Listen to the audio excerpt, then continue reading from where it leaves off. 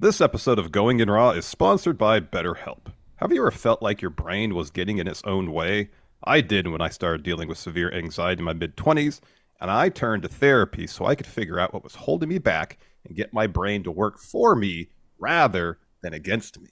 If you're thinking about starting therapy, give BetterHelp a try. It's completely online and designed to be convenient, flexible, and suited for your schedule. All you got to do to get started is fill out a brief questionnaire to get matched up with a licensed therapist, and you can switch therapists at any time for no additional charge. So make your brain your friend with BetterHelp. Visit BetterHelp.com/raw today to get 10% off your first month. That's BetterHelp, HELP.com/raw. Hey, Friendo, Steve here.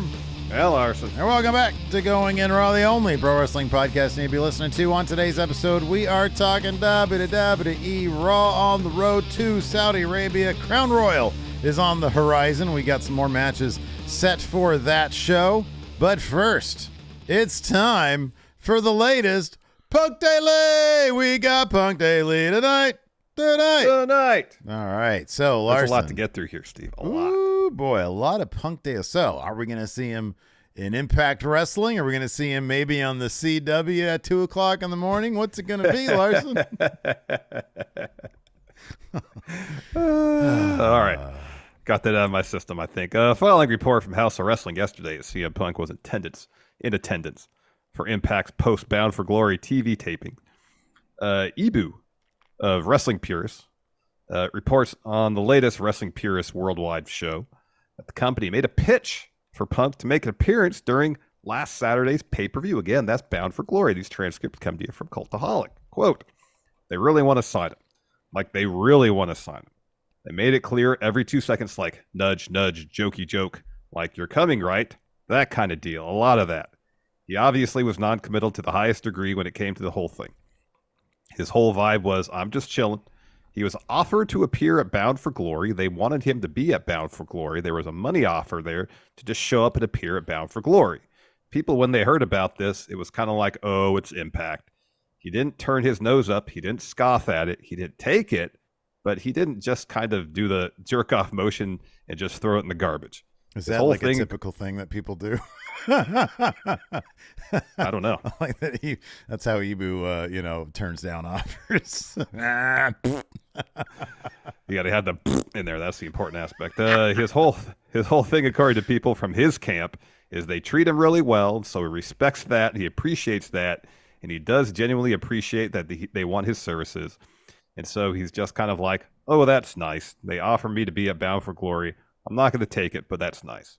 And he stopped by the next day. He was also he also wasn't going to do it because he was going to do the Blackhawks opener.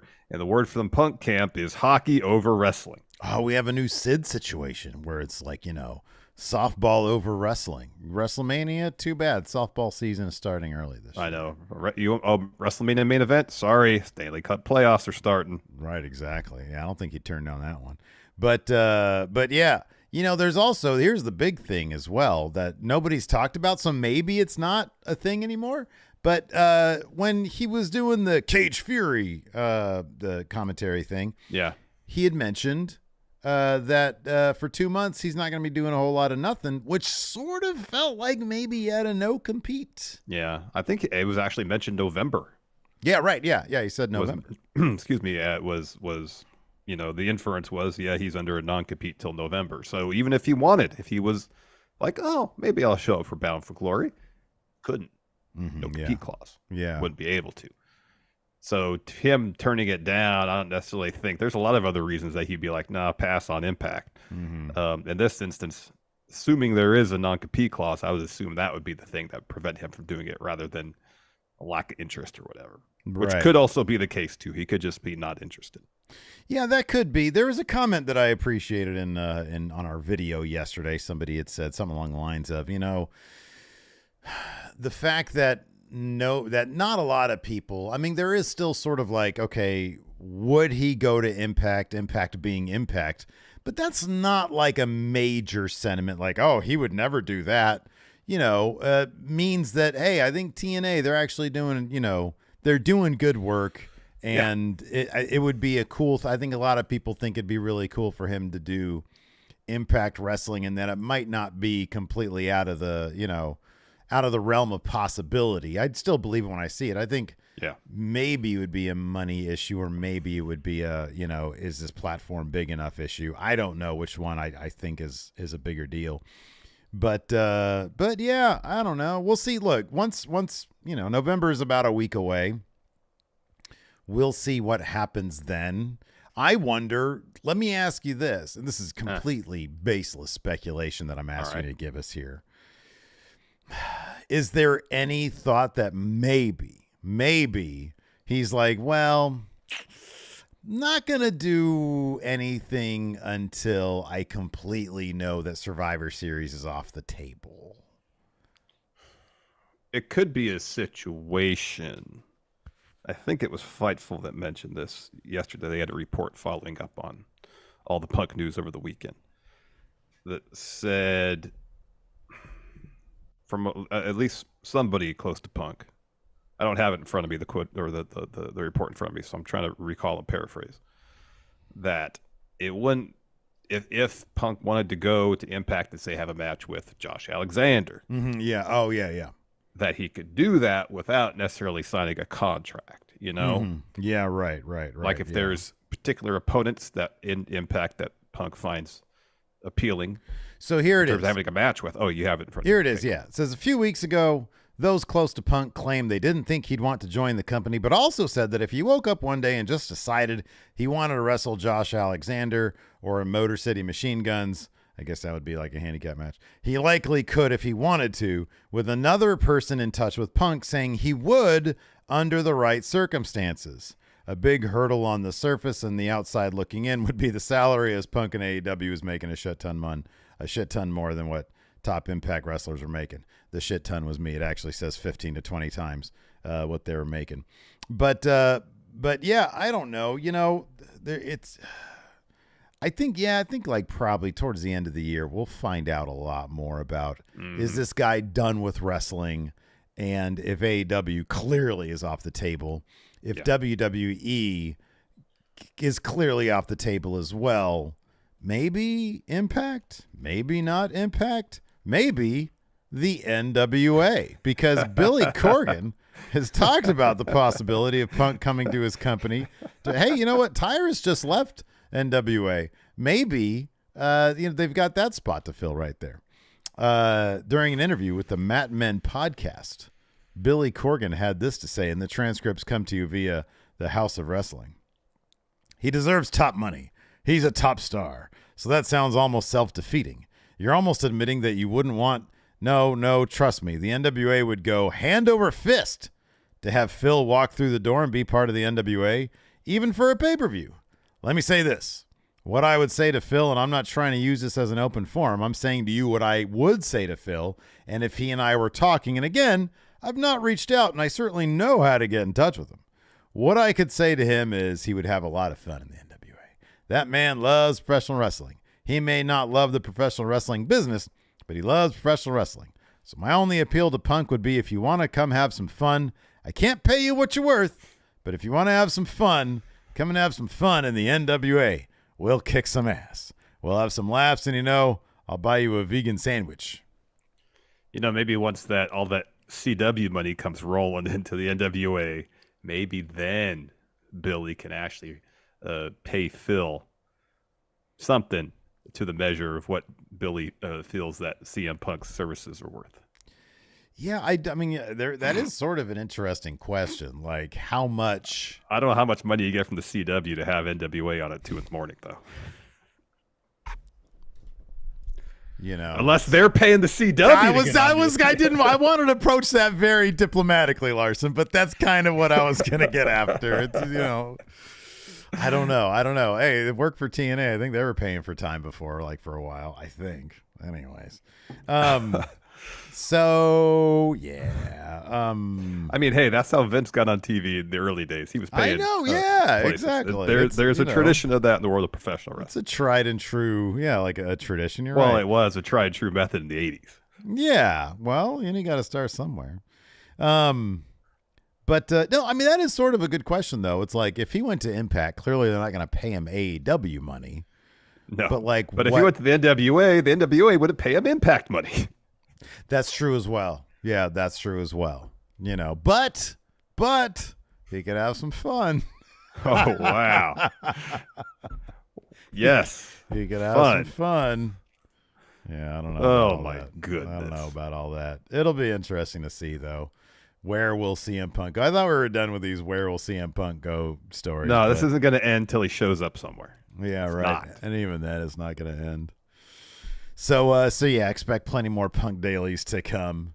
Before we get started on our Raw review, Larson, would you like to pay some bills? Let's do it. This episode of Going in Raw is sponsored by BetterHelp. Steve. Yes. One of the things that irritates me most about dealing with anxiety, and there's a lot that irritates me about dealing with anxiety, is when I'm in a situation where there's something I want to do or should do or I need to do, but this brain inside my head starts going, and my anxiety kicks up and makes it extremely difficult to get those things done if I get them done at all. I know you know this, Larson, but therapy can help you figure out what's holding you back so you work for yourself rather than against yourself. Yes, I have been there before, back in my mid-20s. My anxiety got really, really bad. So bad, in fact, that I realized that it was getting in the way of me living a productive, happy life, and I needed to go to therapy. It took me a couple tries to find someone I felt comfortable speaking with, but once I did, I was able to learn the tools I needed to better cope with my anxiety and get me back on the path to being a happier, more productive Larson. And if you're thinking about starting therapy, give BetterHelp a try. It's completely online and designed to be convenient, flexible, and suited for your schedule. All you got to do to get started is fill out a brief questionnaire to get matched up with a licensed therapist, and you can switch therapists at any time for no additional charge. So make your brain your friend with BetterHelp. Visit BetterHelp.com/raw today to get 10% off your first month. That's BetterHelp, HELP.com/raw. All right, time for our Raw cap. I'm trying to think, you don't have any of the, what happened? Let's just talk about what was in the thumbnail. Yeah, okay. So they're trying. There's a lot going on in this thumbnail, not going to lie. There is. Well, the right half of it. Yeah. The Raw half. So they're trying to build up some quick heat for this hastily booked Cody Damian Priest match at Crown Jewel. Yeah. And so they have Damian Priest begin the show, destroy Cody's ankle, wraps a chair around it, puts it against the ring steps, hits it with another chair. Cody's out, ankle injury. Can't walk on it. Has to be helped to the trainer's room by Jey Uso. Yeah, absolutely. And so it's an attempt to write Cody off the show for the surprise return where Super Cody makes his way out and basically lays out the entirety of the Judgment Day with one good leg. And I talked about this when we were playing basketball. You know me, Super Cody doesn't do it for me. If it's not sarcastic Cody, pass, not interested. Right. I thought it'd been pretty interesting if either Cody tries to do Super Cody, no, he gets overwhelmed by Judgment Day. Or even better, if it's Sami Zayn who comes out and has Jay's back to help him out. And then they start working together. They're an official tag team. Maybe they go after the tag titles. Meanwhile, Kevin Owens is but a man alone over on SmackDown. He's like, Sammy, what the heck? Yeah. We were on this journey for 20 years to get together to the WWE. We won the tag titles together, night one main event of WrestleMania, and so quickly, you and Jay are a tag team now. What about me? In character, Kevin Owens doesn't seem like the kind of guy who's going to reflect on that kind of stuff because, he seems to not really give a shit too much. He's like, oh, I'm here on SmackDown. It is what it is. And I know he said it hurts, in his little speech on SmackDown or a little interview on SmackDown. But, I don't know. I think you're onto something, though. I like the idea of Sammy and Jay being a tag team, but Sammy not quite knowing how to feel about it. Yeah. Because I really liked that last week with all that stuff. I don't know. It's funny because, not a lot. Yeah, the Super Cody stuff. Damian Priest probably needs to watch the Brock Lesnar feud with Cody and realize that the one thing you don't want to do is I'll be honest with you, bring the dog out in Cody. A tactical error. Tactical error is basically taking him out of commission, but then he comes back even stronger, even at the end of a single program. Raw is 3 hours long. That's nothing. You ever seen like the Wolverine in the comic books? Yeah. Just like that. It's like Cody Rhodes. Same thing. Yeah, healing factor off the charts. Right, exactly. It's great. It's awesome. I did like that, he gets his ankle bashed with a couple chairs, and he comes limping down the ring with like an ace bandage around his ankle. Yeah, right. Not a walking boot. No. Not like a soft cast of any sort. Well, he had 3 hours. He had 3 hours. At that point, all you need is an ace bandage. Absolutely. I guess so. Some ice. Well, the ace bandage. The ace tape, what you don't know is the ace tape is made of titanium. Oh, yeah, that's right. There you go. Titanium. Kenlin, and I stole that from Kenlin here in YouTube chat. It says titanium ankle brace. Yeah. There we go. So, that was kind of goofy, but the crowd loves that shit. They really do. Yeah, they love that shit. I know. It makes me roll my eyes, but I know the crowd generally eats it up. I know. Oh, yeah, it's great. Let's see here. What else happened? Let's talk about Rhea Ripley. We can talk about Rhea Ripley because she is right now the straw that stirs the drink over on Raw. She is the star of Raw. She's the star. She is, absolutely. She is involved in so many little kind of side stories going on, and they all kind of coalesce around Judgment Day's aims of expanding, but also manipulating people into thinking they're going to get into Judgment Day so they could help them achieve Judgment Day's goals. It's great. She is constantly stirring stuff up. She's the focal point of so much on Raw. It is awesome. And Cody had a good point in the opening promo. I know you guys say that there's no leader at Judgment Day, but all I see you guys doing out here is clowning around with your new tag titles, acting like you won, Olympic gold. Meanwhile, your leader, Rhea Ripley, what's she up to? And they're like, oh, how dare you say that? It's like, come on, look in the mirror. Clear as day. Rhea's the one out there politicking, talking to people. Meanwhile, Damian Priest can't figure out whether or not JD is on the Judgment Day or not. You know what I mean? Like, I know. They're clowns compared to her. And absolutely. She is having an absolutely MVP year. I mean, dude, the crowd absolutely loves everything she does. And yet she's still able to be, she's able to do that thing where you're a bad guy and a good guy at the same time because she's so dominant. She is something absolutely special and unique on Monday Night Raw. It's pretty great. It is pretty great. It's interesting during the course of her reign so far as champion that I don't know if you can single out a feud for the title that necessarily stands out. There hasn't been many. Yeah. But the way they've approached her booking, not in, all right, she's champion, has to have a series of feuds to defend the title. It's like they're looking to something way more than that. Yeah, right. Yeah. It's not just her 2-month program, 1-month program, a title defense here and there, maybe a 3-month program with somebody else. It's okay. We're going to make her the focal point of our entire show in terms of how she is trying to advance Judgment Day's goals. Sometimes that involves her defending the title. A lot of times it doesn't. It's just a different approach to a title reign. This week was the most direct sort of through line or evidence, if you will, of her sort of laying out what she wants Judgment Day to be, and that's on par with the Bloodline. Pitching Seth Rollins, do you want to be the guy who eventually loses the title, or do you want to do what Roman does? Have backup. Have your guy so you can be a forever champion, because that you're right. She's empire building, if you will, right now. And she sees the template of the Bloodline and sees, okay, well, that's what we can be, but even better, because we got the women's championship. We have the tag titles now. We can be that, but better.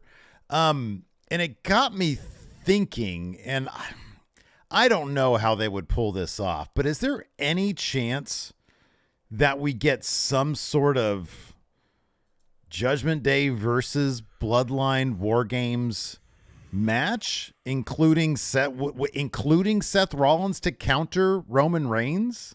I don't know. I'd be kind of surprised simply because it seemed like the battle line prior to the trade of Kevin Owens to SmackDown, battle lines were drawn. It was going to be Judgment Day with JD versus Cody, Jay, Sammy, and Kevin Owens. That seemed like it's 4-on-4. It's perfect for War Games. That seemed to be the match, but maybe they've changed course. I don't know. I don't know. It seemed really obvious that was going to be the match, but now there are a lot of pieces in place, and Rhea going around politicking with everybody just adds a lot of like uncertainty into that. I mean, it's not just Seth. She's trying to recruit Drew as well. True, yeah. And I don't know if part of the recruitment effort towards Drew it relates to specifically just his match with Seth at Crown Jewel and the possibility of if Drew thinks he has an in with Judgment Day and therefore they can help him win is all a means to try to soften up Seth so Damian Priest could cash in instead. You know what I mean? Oh, I'm sure there's some element to that. Yeah. So yeah, I don't know. A lot of intrigue. I thought, I mean, it's not like Raw was the most like, oh my God, all this stuff is going down, crazy shit. But I do love, for example, Rhea helping Drew win. It's the last night was about the little things, it was about the little things, and stuff still advances. It still progresses. And I like that. Not every episode is going to be, oh my God, this shocking revelation, August 1 warning, identity revealed. Not every episode is going to be that. No, I mean, it can't be. You have to set up to those. Right, exactly. Moments, Yeah, sometimes you just need a story. Yeah. So anyways, Raw kicked off with, that's right, the Judgment Day. Of course, the Judgment Day. It's their show. It's their show. Priest and Finn make their way out to the ring. And then let's see here. Finn says, ladies and gentlemen, welcome to Monday Night Raw. I'm feeling good tonight, Damian, so I want to do something special. Can I do it? And then Priest is like, okay, good. And then Finn says, all rise for the Judgment Day and rise for your 2-time undisputed tag champions of the world. And Priest says, not bad, dog. Best Damian Priest impression. Wait. Oh, yeah, he does. Priest says, not bad, dog, not bad. Now, before anyone starts assuming where the rest of Judgment Day is, our crew, the crew is in our clubhouse handling Judgment Day business. We have a hell of a night planned for you tonight. We couldn't just sit in the back dripping in gold. We had to come out here. We're back to being on top. And Judgment Day is back to running Raw. Then has adrenaline in their soul. Cody. Yeah, man. Oh, love to hear it. So he comes to the ring and says, how does that feel to get interrupted? If I may, I do have some choice words for the leader of Judgment Day, but I could see Rhea's not out here. Ooh. I know what you're going to say. There is no leader, but it can't just be little Dom. I would say that Rhea is your mommy, too. Hear me out. She's pulling all the strings, calling the shots, cutting all the deals, including one with the bloodline. But if I may, he sounds so much like a politician. If I may, I want to speak specifically to you, Damian. I believe last week you were the one who gave me the low blow. If you thought that was the final shot in the fight, you're wrong. And so Priest responds, it's convenient you forgot to mention that I put you through the table too. And Finn says, oh, that looked like it hurt. Oh, that looked like it hurt. Yeah. Then Priest says, I'm glad you came out here at some point. I would have found you. I'm glad you mentioned the bloodline. And there's all this talk about the story of yours. But what is it? There's people involved who sent Jimmy here last week. How did that turn out? There's people involved in this ring right now. At this point, your story has got to be that you failed. That stings Cody. That hurts him. Mm-hmm. He says, I don't know. Why don't we put that theory to the test? He starts to take off his tie and his jacket. He's ready to throw hands. So Priest says, are we going to pretend that I don't have a match with Jay? He's like, I'm not fighting you. I got a match later on. Yeah. Says, but I like this idea. We do have this big event coming up. Big events. So maybe it's Cody versus Damian Priest at Crown Jewel. Cody barely in hesitation. I accept. But what do we do now? You two are standing here. I'm here. Let's give everybody a preview of Crown Jewel right now. Priest says, I like that idea. And so he looks at the ramp, and Rhea and Dom come to the ring. So Jay runs down, attacks Dom from behind, and rather going to the ring and helping Cody, he flirts with Rhea Ripley a bit. Yeah. I mean, come on. What fool would go help Cody when you're trying to spit some game at Rhea Ripley there. So Cody goes after Priest, clears off the announce table, ready to put him through it. But then JD comes down, chop blocks Cody. Priest then pushes Cody legs first into the steps and then wraps one chair around his ankle, gets another chair, and whoop-ha. Bang. Right on the ankle. Cody screams out in pain. Ah! Ah! Then all these producers come running down, led by the Hurricane, and he tells Damian Priest, stand back. I was cracking up because he did that. He's like, I'll come running over there, and he sort of backs up Damian Priest, and I look at his lip and says, stand back. Surprised he didn't say hurricane's coming through. Stand back. Hurricane's coming through. So anyways, they make a big deal about it. So after the commercial break, it was great too because as Judgment Day walks off, Damian Priest does a phantom home run. He does. It was pretty great. So anyways, afterwards, Jay's backstage with Cody and Pierce. Cody's like, I'm fine. They're like, no, you need to go to the trainer's room. And then Jay grabs Cody and carries him to the trainer's room as he screams for people to get out of the way. Alpha Academy and the New Day have a match. They're already in the ring. This match was so much fun. Yeah, this is a blast, man. These guys are having a ton of fun. That sequence with Kofi and Chad Gable about the middle of the match, it was just fast and crisp. Yeah, it was good just stuff. A constant back and forth. That was awesome. Good match. So anyways, the finish sees, let's see here. Woods hits a diving elbow off the top onto Gable, I think. Yeah, Gable eats those pins. Yeah, no closer to the Intercontinental Championship. In fact, this week, a little further away, in my opinion. Oh, it depends on if Alpha Academy training Tozawa is, because I think they mentioned it later on about him, something about tag team wrestling in the backstage segment.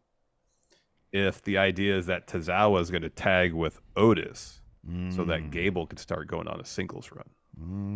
Okay. Yeah, maybe. We'll see. I don't know. Afterwards, Jackie is backstage with Becky. She mentions how Becky's a fighting champion. Is like, why are you going to defend these back to back, night to night? Because tonight, Tuesday, Halloween Havoc, Becky versus Lyra Valkyria. Yeah. But then last night she had Indy. And so Becky says, the man's come around to Dallas. When I come here, I look for a fight. So Indy never lost the NXT Women's title, but she never got a chance to either. She said, that's what this title's about. The ones who want to impress and make their mark. I don't care if I have to defend this title every week. Brings me to tomorrow. I know Lyra is here to poke holes in my game, but I can't ignore Indy. Says, you wanted this chance? Welcome to the big time. And then we see Xia Li lurking in the background. Yeah. We see more of her a little bit later. We do. But first, Viking Raiders video and Valhalla's voiceover this video where they're like appointing Ivar. What do they call him? The one true warrior. Yeah, man. He's got the wisdom of Odin and the hammer of Thor. Yeah. Which I think he means he's tough. He's tough. Tough and smart. Smart and tough. Smart and tough. And so is a well-produced video package with other like cosplayers and stuff. Yeah, cosplayers. They're reenactors probably.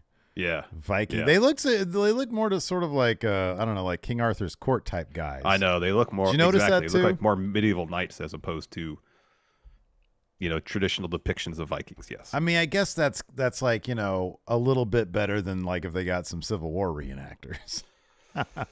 Yeah. It's like, who are these guys? What does this have to do with Vikings? A bunch of Union soldiers and Confederate soldiers. Oh my goodness. My goodness gracious, indeed. So after that, Seth's walking backstage and walks upon Rhea Ripley.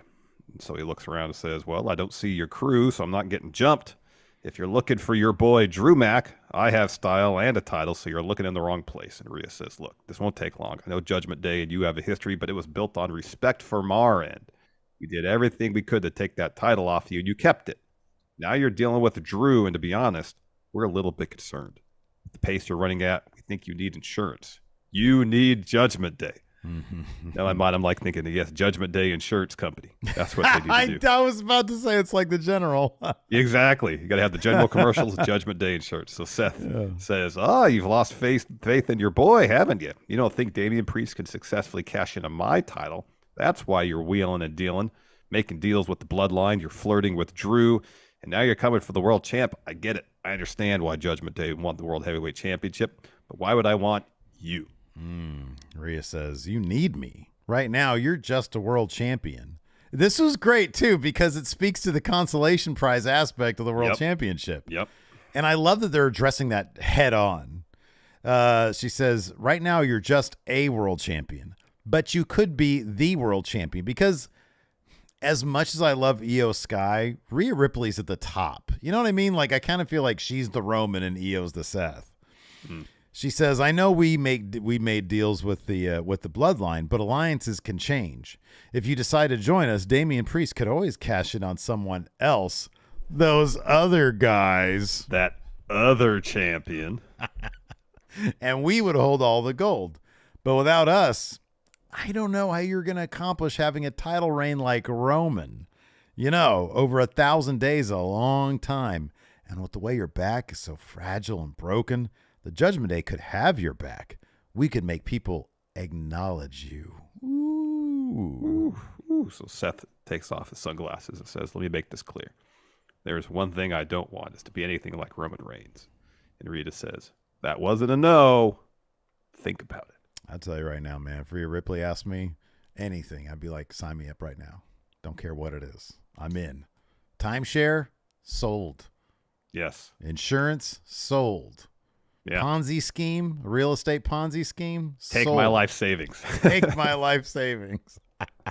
I'll risk it all. I'll deal with the consequences, Rhea. Anything. So after that, Indy and Candice are backstage. Indy's getting ready for a match against Becky. Natalia walks in, and she's like, Indy, good luck tonight. So they're asking, hey, where's your tag partner, Tegan Knox? And Natalia says, oh, Tegan got hurt at NXT. She'll be back soon. I'm just weighing some options tonight as far as who my tag partner is going to be. But tonight, it's about you, Indy. You're going to make history and take back the title you never lost. Remember what brought you to the dance. I'll be here all night if you have any questions or want any advice. Mm-hmm. And then she leaves. Yeah, man. There's a great question here in Twitch chat that I'd like to mention from White Brownie, great friendo, with a great question. He says, Steve, why can't Seth be like Roman? It's good that we know the answer to that question, don't we, Steve? If there's one thing we have figured out, it's that Roman Reigns has the tribal chief set up, and that's only for Roman Reigns, not for anybody else. Especially? Most specifically, especially not for Seth Rollins. Just wanted to make that clear to everybody. We got to make that clear. Hey, you know what? While we're taking a quick little break here, let's make something else clear. We're on our way, hopefully, soon, by the end of the year at least, 198,891 subscribers. We're 639 away currently. Wow. I think it'd be really awesome by the end of this month. We got that under 600. That would be great. So we need 40 more subs, if my math is correct, to get that under subs. 600. Right now, we have 468 people watching the show. Everybody who hasn't subbed the channel yet, subbed. I feel like we get so much closer to getting under 600 to hit our goal. So if you could, please, we're asking for your help. We're asking for your help. We're asking for your help and a subscription, and hit that notify bell while we're at it. Please. So if you're watching here on the YouTube, hit that subscribe button, hit the notify bell, and while you're hitting buttons, hit that thumbs up, hit that like button, please. We like getting at least minimum 200 likes by the end of one of these streams. Yeah, because it just makes us feel good. It's validation. You know, I like to feel good. You know, right now, after playing basketball, everything from my calves down, it's one big throb. Doesn't feel good. No. But 40 subs would make that pain go away. Asking for your help. Now, another thing. We got bonus episodes. We got question threads. And we got predictions challenges. Man, we're heading into this Saudi Arabia show, the Crown Royal. And we've got a predictions bonus challenge where you can get the advantage going into Week of Champions 3, which is Full Gear, Survivor Series, and maybe we'll figure out one other show. I don't know if there's any other shows. We'll figure one out. So maybe it'll just be the two. I don't know. AEW's got like 20 matches on that card. It's basically 2 pay-per-views, yes. It really is. It really is. So how, you might ask, do I get access to these bonus episodes? Which, by the way, once you're a member, you get access to not just the current bonus shows, but like, I don't know, years and years worth of bonus shows. It's a lot of back catalog there. You click join on the YouTube, $5 a month. Most of it goes to us. A little bit of it goes to YouTube, but that's all good. Or you go to patreon.com/Stephen Larson. The vast majority of that goes to us. But whatever way is more convenient for you, support us.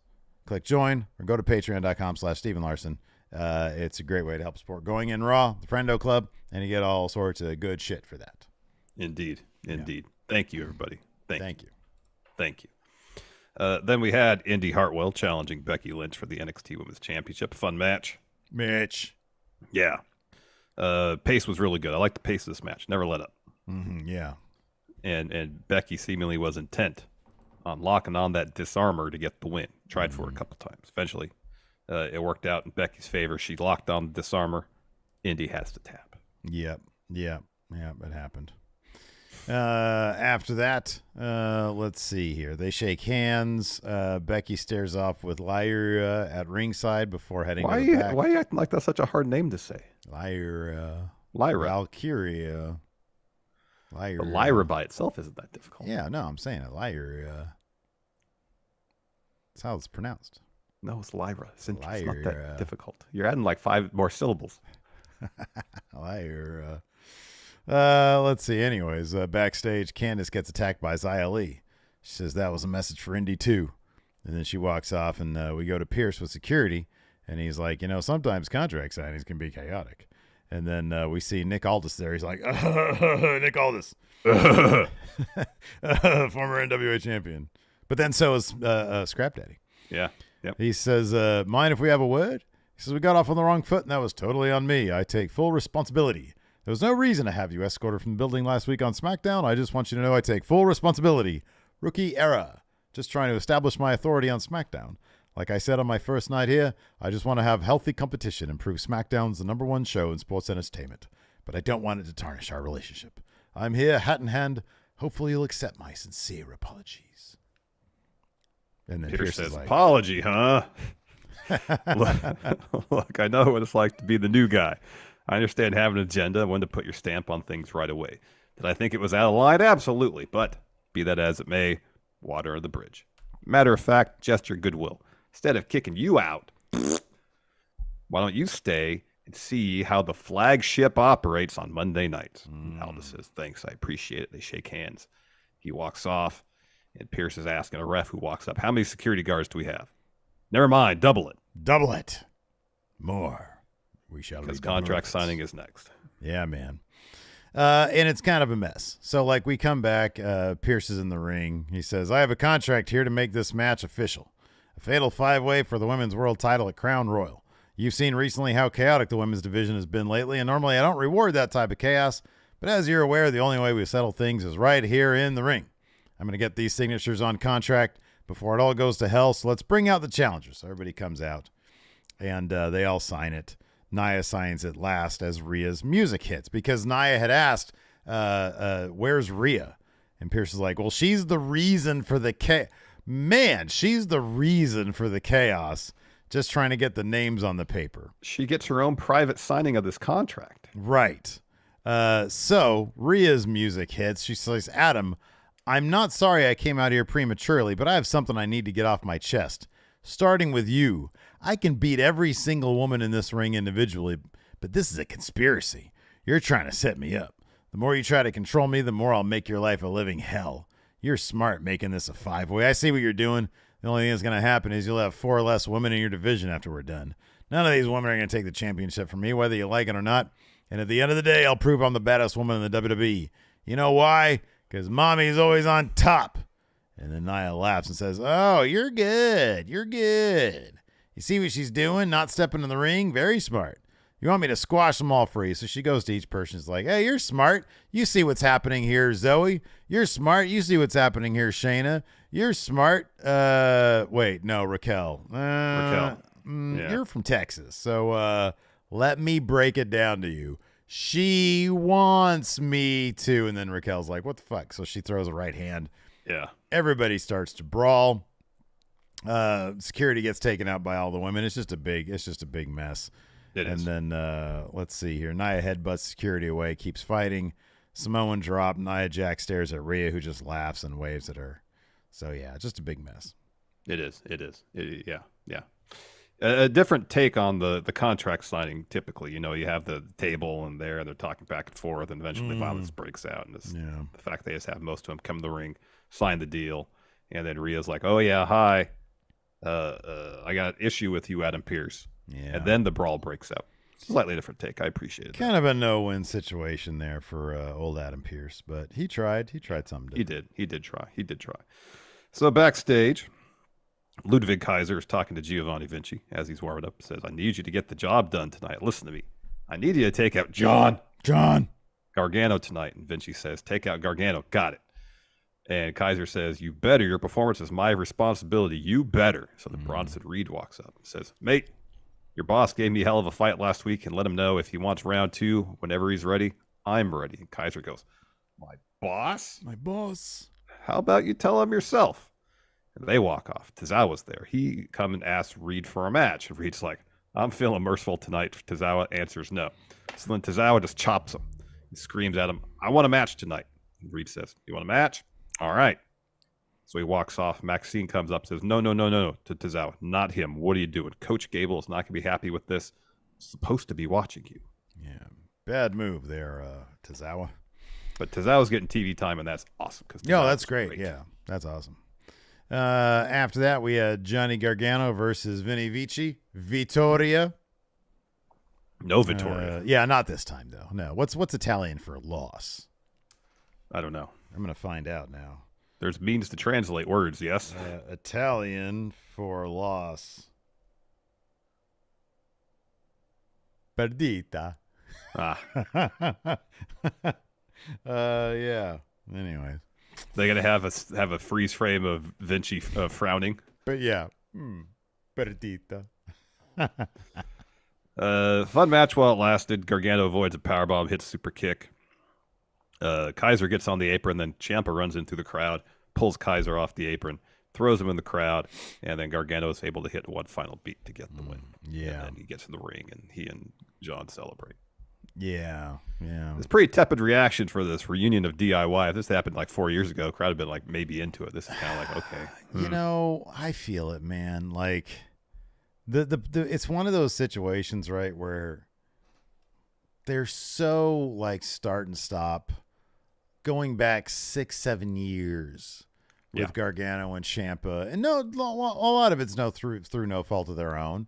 Like they were revving their feud back up after everybody was injured and came back from that. And then Vince called him up, made him a tag team again. Didn't make a lick of sense. Ciampa was holding it down in 2.0 for a while. Gargano was injured. He showed up in 2.0, put some people over, left, sat at home for 9 months, came back to main roster. Vince really didn't do a lot with him. And then like he got injured again. Like it's been too long. And then it's like, what I remember most fondly from DIY was the feud between DIY. And so now it's like, oh, we're doing the greatest hits tour where we're back together again. Yeah. It feels like they're a nostalgia act without the main roster run. No, you're right. You're absolutely right. So I don't know. Somebody in our comments, I think, said something like, Johnny Gargano in the Way was better than Johnny Gargano in DIY. And I agree with that 1,000%. The Way was awesome. The Way was so good. Great. Yeah. And I just, I don't know that it was so overwhelmingly popular that like people on main, like the audience in main, it's kind of like Cameron Grimes. Like he was great in NXT. I loved him in NXT, but now he comes out, he's got the stonk song still. And it's like, why? Yeah. Like it's not his gimmick anymore. Nobody in the audience really cares about that he did that in NXT, if they even know, I know. Yeah, I know. After that, we have a Nakamura video package. These are great. Yeah, these are awesome. And I'm happy they're continuing with these even after the Seth feud is over. He says, "A brutal beating from Shinsuke Nakamura is a beautiful thing. I'm so happy to give Ricochet this experience. His efforts were an honorable sacrifice. But now I want to find an opponent, one who will inspire the yet-to-be-seen self within me. Release the expression still trapped in my dreams. Who is worthy enough to set me free?" And, of course, "set me free" is a part of a lyric from Cult of Personalities, what saw people speculating, Punk reference. Oh, I didn't even see that. That's funny. Yeah. Well, the GTSs. Jesus Christ. They should just like get like a guy who's sort of like, like get a guy and just call him Bill Brooks. Looks Yeah, exactly. like CM Punk. Yeah, I know. Yeah. I know. Get the license to cult of personality. Put it on like Kevin Blackwood from like the indie scene.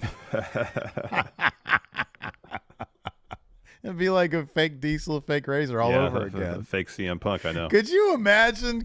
How messed up would it be if they hit cult of personality and Kevin Blackwood comes? That'd be messed up, man. He's a really good wrestler, that Kevin Blackwood. He is. Kevin Blackwood's great, yeah. He's a really good wrestler. And I just say that because he got all the tattoos and stuff. Yeah. So after that, Logan Paul's music hits. He comes to the ring. After commercial, he drops a promo, says, Dallas, so much love. Listen, you know what I just found out? That fool I beat up in my fight last week and embarrassed himself so badly he got dropped by his fight league. Not only to make him lose the fight, but I made him lose his job. Oof, unemployed, unhappy, unfulfilled. Sucks to be that guy. I guess I'm being harsh. He's a free agent now, but I am too. So all of you Logan Paul haters watching at home, go to your keyboards, because when I defeat Rey Mysterio at Crown Jewel and become U.S. champ, I'm going to give you something to talk about. Once I'm champ, I may have to come back here and defend the title. Hey, Logan, that's how it works. You're a champion, then you have to defend the title. Yeah, you don't just have a choice in the matter. Yeah, you don't just get the title and go. Like, theoretically, after 30 days, it's vacated if you don't defend it. So. Unless you're Brock Lesnar, yes. Or Roman Reigns, yeah. So then Dom's music hits. So Logan. Wow, were they pumping in crowd noise for this? Yeah, you could hear the loop. Yeah. When it would start over, you could hear, ha ha, boo. It doesn't bother me. So I saw so many people giving shit about this last night. It doesn't really bother me all that much because, like, when you're there, the boos are very, very They loud. are very. Here's the only thing that it doesn't bother me, because it's for the TV audience that they pipe them in. Yeah. When you're there, which is funny because when you're there live, it's plenty loud enough. Yeah, you would think they would just find a better way to mic the crowd. And it seemed like when we were there live for SmackDown, they actually dropped his volume on his mic a little bit. That they have to be either doing that or just telling him, hey, lower your own volume a little bit so that it seems like. I mean, look, yeah. I was gonna say, even if they pump in extra crowd noise for the TV audience, it's fine. Just from a production standpoint, it was sloppy. Yeah. They're not doing a great job of hiding it, of blending when you could hear we could hear the loop restart. It's sloppy. It's really silly. But when you're there, it is really loud. It is. Yeah. It is. So, anyways, Logan comes out. He says, shut your mouths and show Dirty Dom some respect. And Dom says, Logan, these people don't get it. As a champion to a future champion, I can't wait for you to beat up my deadbeat dad. Logan says, I appreciate that, Dom, but your dad was right about us. Natural ability, dripping with passion. But he left out one thing, what we had to overcome. Dominic grew up with a deadbeat dad and still managed to become champion of an entire continent. And me, kid from Ohio, overcame the odds, followed his passion, blazed his own trail, and changed the landscape of sports entertainment so truthfully, the only person who needs humbling is Dominic's father. Dom says, after Crown Jewel, I'm going to be the only Mysterio with the title. Logan says, I could see it. Logan Paul, WWE's United States champion. Can't wait for that ring announcement, which, speaking of, since I'm back on Raw, my favorite ring announcer is here, Samantha Irvin. This was so messed up. I loved it. It was. He says, Sammy, how you doing? Listen, would you do me the honor of joining me in this here ring? It's this ring, and I want to be recognized for everything you do. You're the best. Or he says, you deserve to be given your flowers in this ring and be recognized for everything you do. And then she's like, okay. So she gets up from her chair as Logan asks the crowd to give it up for her. She gets in the ring, and Logan says, hi, Samantha, thank you. I just wanted to say I know it was hard for you, and I made it hard for you to announce me as the winner at SummerSlam when I beat your fiance, Ricochet. But you kept it professional and did such an incredible job.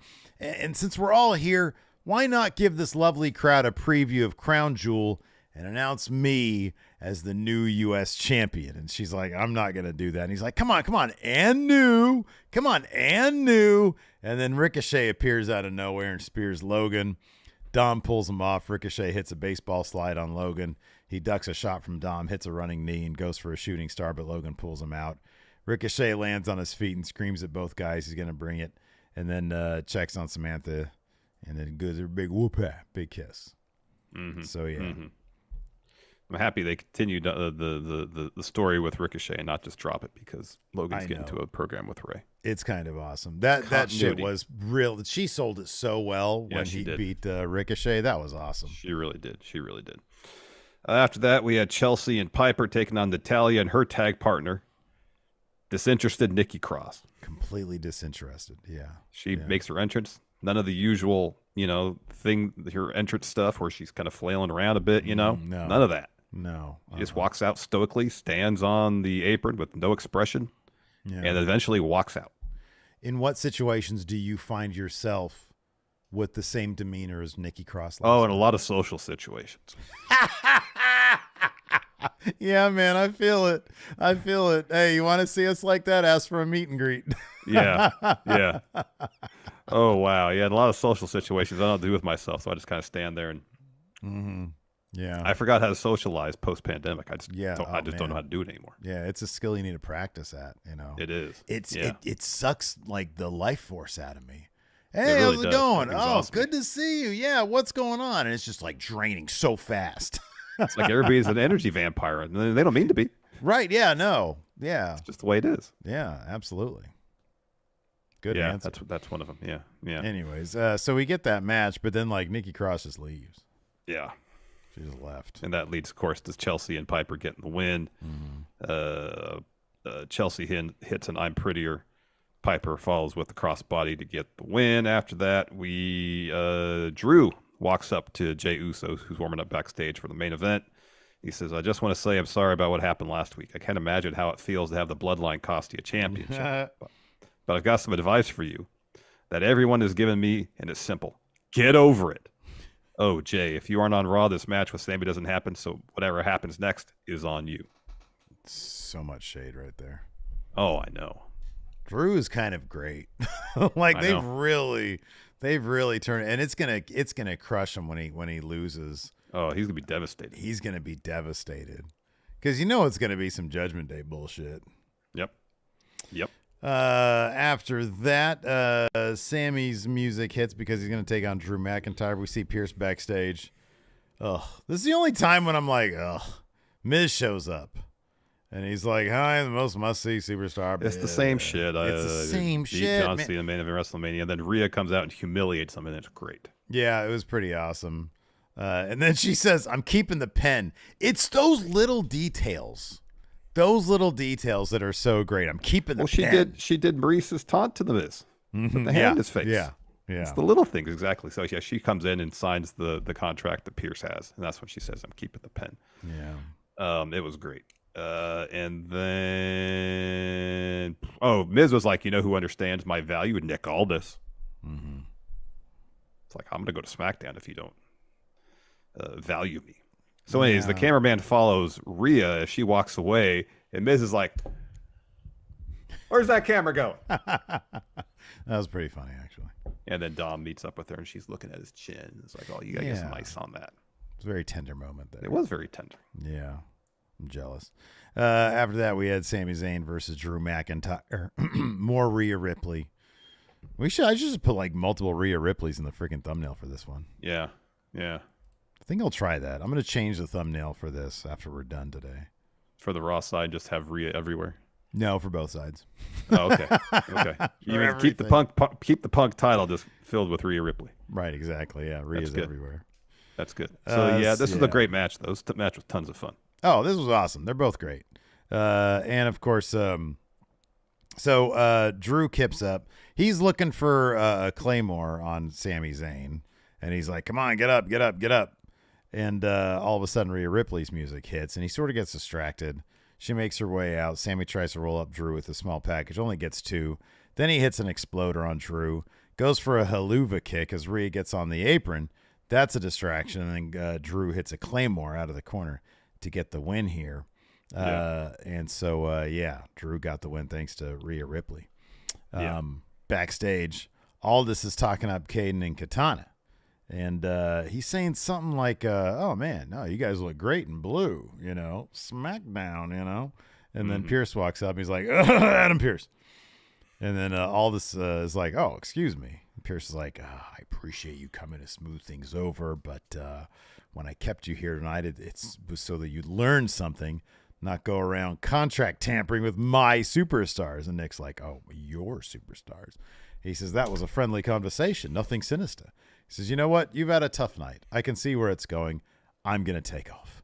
And Pierce says, good idea. Thanks for coming. They shake hands, and then Nikki, disinterested Nikki, walks through. And then Pierce like, oh, I need a drink. That should be a story for him, man. I know. Like he thinks he's unloaded the burden of running 2 shows. Oh, life's going to be so much easier. And somehow it's gotten worse for him. Yeah, it's gotten worse. Exactly. Then we have Bronson Reed. I need to Reed. stare at the bottom of a bottle. Yeah. We got Bronson Reed versus Akira Tozawa. Akira Tozawa's gear was awesome. Oh, my God. It's so beautiful. Pink and teal and this other trim. Oh, it's so good. It is beautiful. So good. Yeah. He had the Alpha Academy shirt on. This went about as well as for Tozawa as you would expect in that not well. Bronson Reed gets the win after a tsunami. Tozawa's great, though. I'm so happy he's getting more TV time. Hopefully he's regularly involved. Yeah, and maybe it's a situation where they're kind of getting him, starting the process of getting him storyline motivated to join up with Otis. Maybe they're going to have more stuff where he's under Master Gable's tutelage. And they're going to be the tag team. Gable will start a singles run because I kind of feel like that needs to happen if they have any designs of having Chad Gable even compete again for the Intercontinental titles. He's like, all right, I got to dedicate my efforts to going after that title rather than a couple weeks ago saying, I'm going to be Intercontinental champion and we're going to be tag champions. He can't split his focus that way in the WWE universe. He can't do that. Does it feel like maybe, because it feels like this to me, maybe they're setting up a couple different scenarios for Gunther, possibilities for people to take the Intercontinental Championship off him, and Gable could be one of those. But then there's also other possibilities out there as well. Absolutely. And so we're backstage, and Alpha Academy and New Day are chatting, and Otis is holding a Dallas Cowboys edition of those WWE Legacy titles. Yeah, right. They're great looking belts. No Cowboys fan, but the design of the belts are great. Yeah, it all depends on like the actual logo for the team. Yeah. And the Cowboys is very simple. Is the Kelly Green Eagles logo on there? Yeah, that'd be amazing. Anyway, so Tozawa walks in after his match. He's all in pain. And Gable says, are you happy? You should have listened to Coach, but you have potential. I'll turn you into a great tag team wrestler. So then DIY walk in like way too happy. And Ciampa says, speaking of great teams, next week we find another team in Imperium. And then Gargano says, for the first time in 3 years, we get a tag. Yay! And so they start talking to Tozawa, and Otis hands him the NFL Legacy title. And Gable says, hey, listen to my coaching. And Tozawa starts doing the dance he did last week. What's his like? Everybody's super into that's nasty. Yeah. It's pretty funny. Yeah, no, I don't know about DIY hanging out with the comedy guys. I don't like that. Next week, we get to tag with each other. They've been like lobotomized. I'm surprised they didn't go like, yeah, high five. High five, bro. I know. Let's see here. So after that, Drew is walking around backstage. Seth walks up. Ha, ha, ha. Congratulate.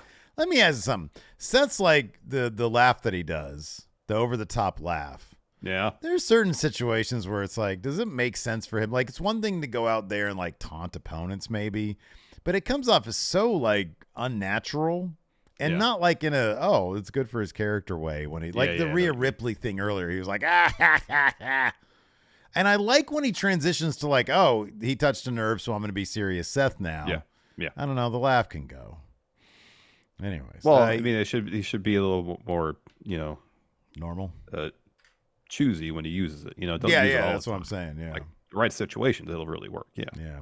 So he says, congratulations, Drew. Your first win as the newest member of the Judgment Day. Drew says, here we go again, mate. You're so paranoid. He says, Rhea almost cost me a match out there. Maybe Sammy got himself into this mess, but besides that, Mr. Pot calling the kettle black. I saw you talking to Rhea earlier. Didn't hear you say no. What? How did Drew see Seth talking to Rhea earlier? Was he watching the broadcast? Nah, man, he was lurking. He's just following people around. Lurking. Yeah, he probably. Anyway, sorry to interrupt. Sorry. Continue. Yeah, no, he's probably watching TV. He says, didn't hear you say no to her little offer. And Seth says, Drew, you know how I feel about Judgment. He takes off his sunglasses. You know how I feel about Judgment Day. Don't need him. Never did. Never will. And I especially don't need them to beat you at Crown Royal. Drew says, I don't either. And then they both say, so no Judgment Day. And Seth says, may the best man win. And Drew says, he will. Ooh. And then we get our main event. Main event, Jey Uso. In the main event, seems appropriate. Taking on Damian Priest. Hey, you said the word. What's that? Remember Cody tells Jey to say the word? I said, you said the word. You said yeet. Yeet. Yeah, man. Damian Priest gets the win here, but it's a bunch of overbooked shit. So Jey goes for a dive on the outside. Priest catches him, sends him face first into the announce table with a flatliner. Jey is sent back in as Priest catches a super kick and boxes the ears. I love the ear box. Oh, the what do they call it? Bell clap. Bell clap, yeah. Oh, I love that too. They trade a couple of insecurities as Priest with another flatliner for a 2. Priest drags Jey up, goes for a razor's edge, but Jey slips out, hits a spear. So Jey heads up to the top rope, hits an Uso splash. And we're like, where's the ref right now? Because nobody's counting, and the ref didn't look like he didn't get knocked out or nothing. And then the camera sort of spins a little bit. And I guess he was so distracted by Finn Balor running that he didn't bother to see what was going on. It's one thing for somebody to be 2 count. Yeah, it's one thing for somebody to be on the apron and the ref is like, "Oh no, I'll ditch the action to go get rid of this guy." But he just got distracted by Finn running. Yeah. So the ref is distracted. No count. Jey wipes out Finn with a dive over the top. Priest goes to the attack. Finn grabs Jay's leg and sort of, because Jey is halfway in and out of the ring, and so while the ref is distracted, Finn grabs his leg and yanks on it so that the dick and balls, get hit rope, and then Priest hits the South of Heaven to get the win. Afterwards, Finn attacks Jey, goes for a coup de grace. He connects. Priest and Finn stand over Jey. Then Finn grabs 2 steel stairs. They go to use them, but Cody's music hits. Cody comes hobbling down. Adrenaline in my soul. My leg really hurts, but I'm coming down. And then he throws Finn into the barricade. He avoids Priest, hits a drop down shot and a chop block. Cody with a chair shot. He beats on Priest some more. He goes to Pillmanize Priest, but Finn drags him out before Cody can do any damage. And then Cody leaves the ring with a chair as the officials try to separate everybody. Cody gets back in the ring and raises Jay's arm as the show goes off the air. How many more? There's one more episode before Crown Royal? Yeah. Priest got the upper hand in that show. Cody wins. Yeah, Cody wins. Cody's winning that match. Yeah, it's not even. That's a tricky match to have, though, because both guys, Cody doesn't need the win, but they're doing the thing where Cody wins a lot because he's probably going to beat Roman. Yeah. So in that sense, Cody does need to win. Priest needs the win more than Cody, I feel, though. He's got the Money in the Bank briefcase. Time's a ticking, man. Well, he's got 7.5 months yet. Yeah, not till May. Not a lot of movement on that, though. I know he can take his time. He's not rushing things. What did Rhea tell him a couple weeks back? I'm not talking about him. I'm talking about creative and making him a believable guy who could take that title off. That's never been much of a concern for Money in the Bank briefcase holders, man. Under Vince, yeah, but Triple H needs to I don't know, figure out his shit. I mean, he's a tag champ. He's a champion. Champion. In that sense, he's believable. Yeah. I don't know. Anyways, before we get to questions, I want to give another reminder, everybody watching, whether you're watching live, VOD, if you could, please hit that like button. We got 475 people watching here. Hey, if everybody hit that like button, how many likes would we have, Steve?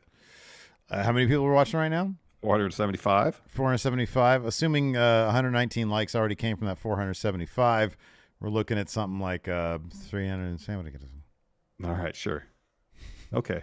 Yeah, that works. It'd be more than 200, and that's all I really want. I want if we'd have 200. Yeah, wait, what are we at now? We're at 119. What the fuck are you guys doing? Hit the goddamn like button. There's 473 of you. Hit the like. What are you doing? Do you not know where the thumbs up are? We make an earnest, honest like button. Appeal to our viewers to hit the like button. And Steve's like, oh, what are you guys doing? 118 people on Twitch. Get your asses over here. Hey, can you cut the Twitch feed and everybody will come over to YouTube? I mean, give it time. I'm sure it'll happen regardless. But Ozzy says they're scared of thumbs. maybe everybody's already used their one like today. Who hasn't liked today? Raise your damn hands. And if you raise a hand, that's enough effort to put on a like. What are you guys doing? God damn. There you go, Steve berating our audience. 140. It worked. It's 140 It's likes working. now. We're up to 140. Like, oh God. Hey, we're only 60 away. Come on, everybody. Steve's having a breakdown. Oh, there we go. 8 more. All right. This is a great question here from Alex Foster. If you guys were opposing GMs or invited to each other's show, what would you confront each other over, like Pierce and Aldis? Oh, dude, this is easy. I'd be like, somebody like Bronson Reed would show up and be like, "Hey, boss, all the good prime rib is gone." And I'll be like, "What?" "Yeah, SmackDown's general manager, the new guy, that old-looking guy, he's getting all the prime rib." I'm like, "Old?" And then I'd go over there and be like, "God damn it!" And you have the entire tray of prime rib, but you left a plate with like 2 middle sections there, and nobody wants that. No, because it's on a plate. You're like, is that somebody's plate? Does that belong to somebody? I can't take it from that. But you have the tray. You have the tray. And you're eating it with your fingers. Like you put all your fingers all over it. Of course. And I take every piece in there and lick it so everybody knows it's mine. I'm like, we get only the finest prime rib here. What is he doing? Get out of here. I'd be chewing a really succulent piece of prime rib. It's like, we don't have catering like this on SmackDown. I'm like, you could just order it. There's a huge a platter of Burger King long chicken sandwiches. There's some Del Taco soft tacos. Oh, wow.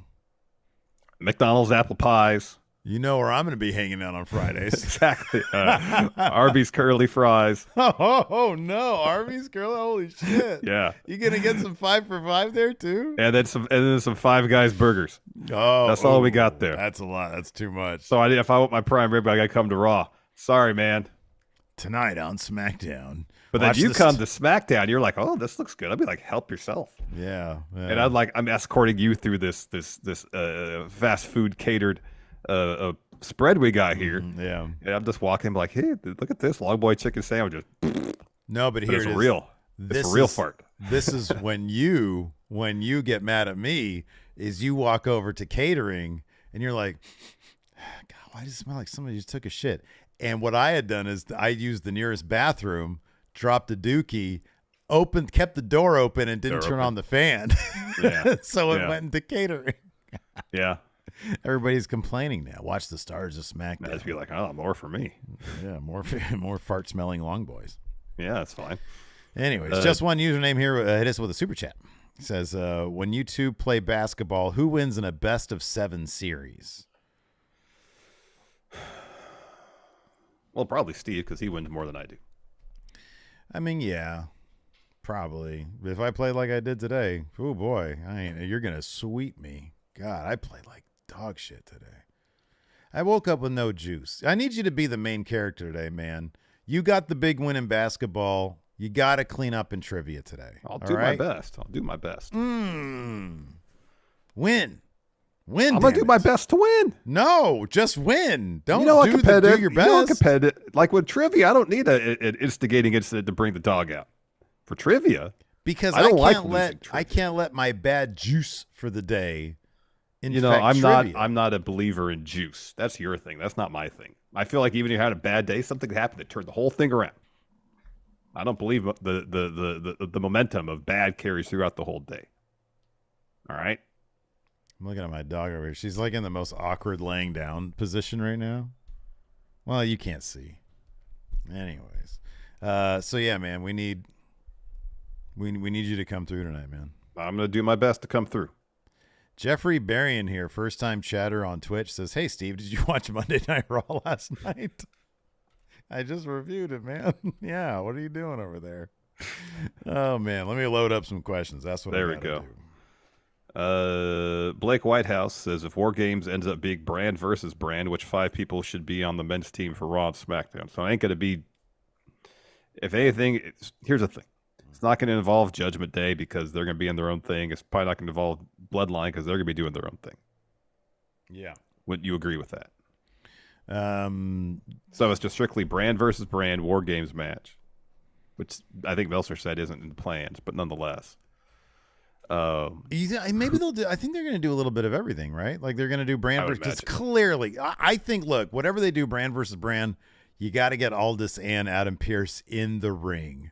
Yes. I would love to see that. Maybe they're the team captains and they actually wrestle. Wouldn't that be great? Okay, that would be amazing. Oh, here we go. View channel. So there we go. Team Raw would consist of team captain, Adam Pearce, ready to wrestle. I mean, Triple H just a couple weeks ago put over his in-ring prowess in his career. Yeah, right. You think who else? Sami Zayn. He's not really doing much right now. Sami Zayn on one side and Kevin Owens on the other side would be really cool. That would be good. That'd be interesting. Could have Nakamura on Team Raw. He's looking for an opponent. He seems like he just wants on Team SmackDown. Exactly. It's in Chicago after all. Just trying to think of who's not doing anything. Miz. You'd have Miz, and you try to play both sides. Ugh. Yeah, I know. Have Braun Grayson Waller on the other side. Braun Strowman. They should recreate the Braun Strowman, the Triple H team from 2017. Oh, Triple H laughed his way through the whole thing. That was pretty great. Blind Mask says, how long do you think it would take for Dom to win a world title? I'm going to say within 5 years. What'd you say? 3? 4. 4? Yeah, I could see that.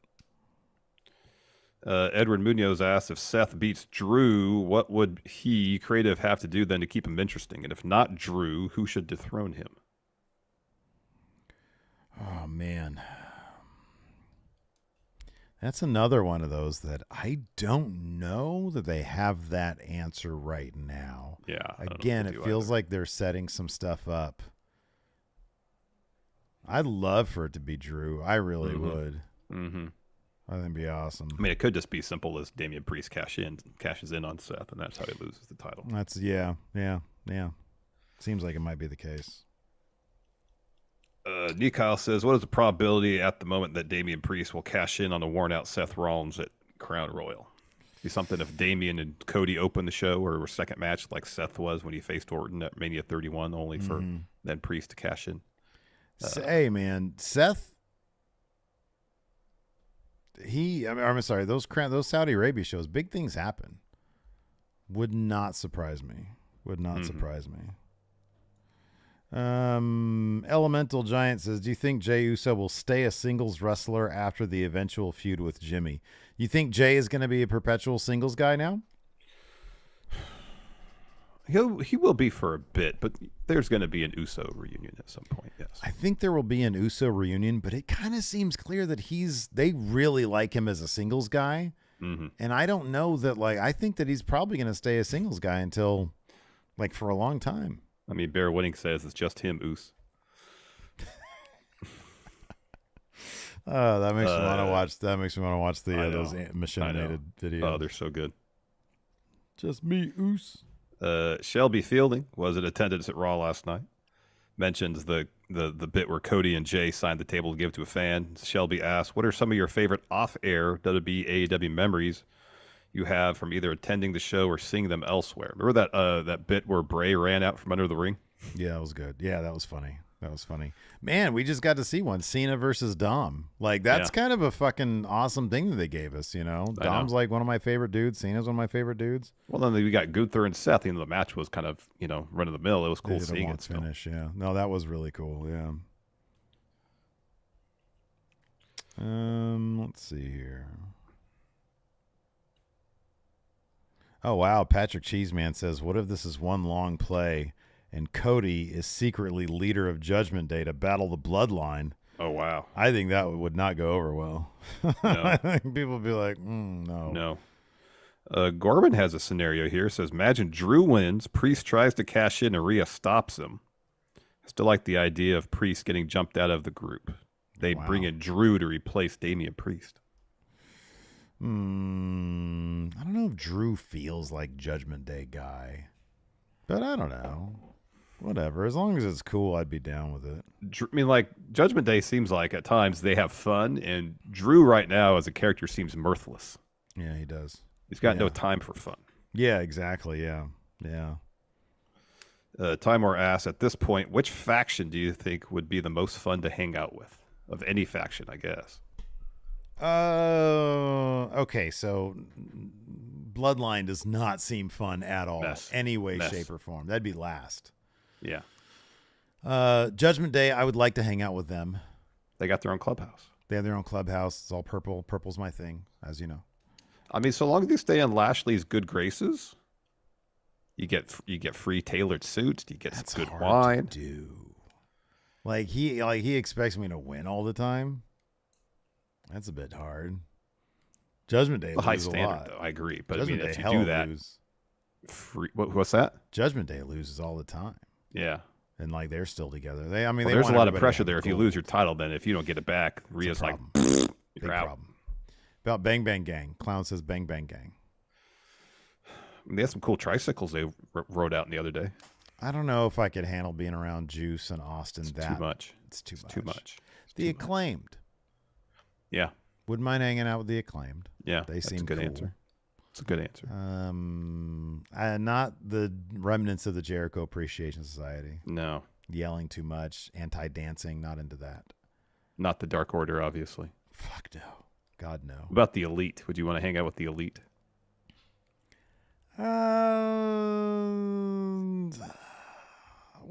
Kenny seems cool.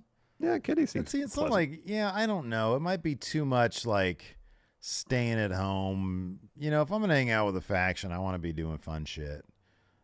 I feel like they just play a lot of video games, maybe. What about Gallus? Yes. Drinking at the pub. Who wants spice? Do this. Right. Hey, yeah. And I'd be like this. That's bad. That's not the right body language. You got to bring up crossing your arms with the slaps. I'd be like, hey, Joe, coffee. Language for Gallus. I bet we get that old theme song. And he's like, why are you talking like that? I'm like, because I sound like you. I'm Steve Coffee. Oh, my gosh. I like a pint of coffee. I'm the long-lost coffee brother. Right, exactly. That'd be awesome. Oh, my goodness. All right, that's all the questions I got here that we didn't cover in the show. Sounds good. Thanks, everybody, for tuning in. We appreciate it. Till next time, we'll see you around. Goodbye, everybody. Goodbye. How do I hit the live stream button to end that now?